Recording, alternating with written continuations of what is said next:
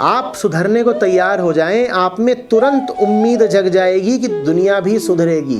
कोई आपको मिले और कहे इस दुनिया में कुछ नहीं हो सकता, तो साफ समझ लेना कि वो ये कह रहा है कि मेरा कुछ नहीं हो सकता।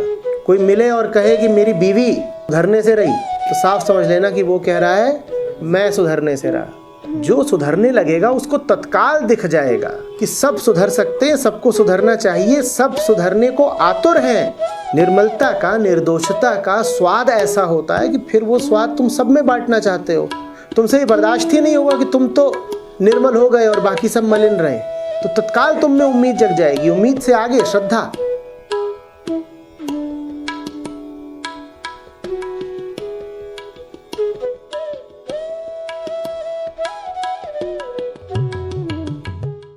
कबीर साहब ने एक पंक्ति में कहा है कि कर श्वास की सुमिरनी जपो अजंपा जाप।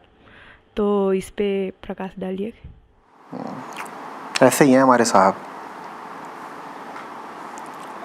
निरंतर सुमिरन बना रहे। श्वास माने प्राकृतिक देह। जब तक देह है, जैसे जैसे सांस है वैसे ही वैसे सुमिरन भी होना चाहिए। कोई और विधि चाहिए ही नहीं। देह ही विधि है, जीवन ही विधि है, पल पल का बीतना, सांस का आना जाना ही विधि है। और करो अजपा जाप। कुछ बोल करके, कुछ सोच करके, कुछ भी करके नहीं जपना है। बाहर जो कुछ भी चल रहा है चले, भीतर कोई होना चाहिए जो किसी को जप नहीं रहा है, क्योंकि मन की तो आदत है जपने की। मन जिसको जपना चाहे जपे। रुपए को जपना चाहता है जपे, वासना को जपना चाहता है जपे, पद प्रतिष्ठा को जपना चाहता है जपे। तुम अजपे में रहो। जपना तो काम ही मन का है। असली जप वो है जिसमें तुम जप से मुक्त हो गए।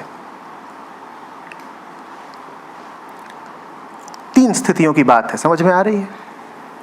एक मन की दशा वो जिसमें वो सब सांसारिक विषयों को जपता है। क्या क्या जपता रहता है मन? ठीक है, दुनिया में जितनी चीजें हैं मन सबको जप रहा है। हाँ ये चाहिए, ये चाहिए, उसी का जाप निरंतर चल रहा है, ये चाहिए, ये चाहिए। उससे उच्चतम स्थिति वो जब मन ने कहा कि ये दुनिया की चीजें नहीं जपनी, दुनिया से पार का कुछ चाहिए। पर दुनिया से पार का उससे कुछ पता नहीं, तो उसने दुनिया की भाषा से शब्द ले लिया, एक राम ले लिया, ओम ले लिया, ओंकार ले लिया, वो उसको जपने लग गया। साहब उससे भी आगे की बात कर रहे हैं। साहब तीसरी स्थिति की बात कर रहे हैं। साहब कह रहे हैं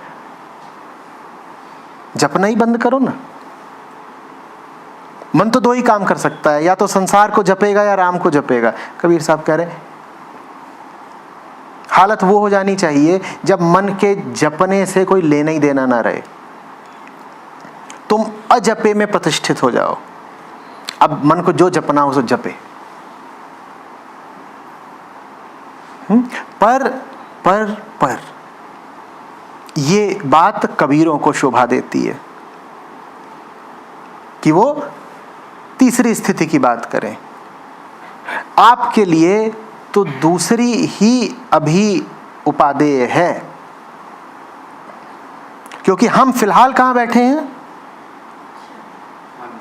पहली स्थिति में, जहां मन क्या जप रहा है? संसार को जप रहा है। तो पहली से तीसरी पर छलांग नहीं मार पाओगे। तुम तो पहली से दूसरी पर आ जाओ। काम को जपते हो, राम को जपना शुरू कर दो।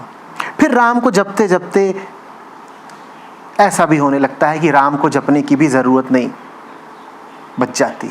उठूं बैठूं करूं परिक्रमा, माला फिरूं न जप करूं, मुंह से कहूं न राम। ये लेकिन साहब को शोभा देता है कि कहें कि माला फिरूं न जप करूं, मुंह से कहूं न राम। आप ये मत सीख लीजिएगा कि न माला फिरनी है, न जप करना है, न राम का नाम लेना है।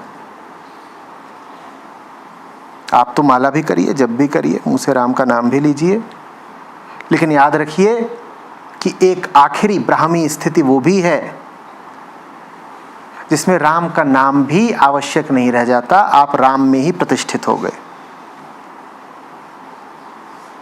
हम्म?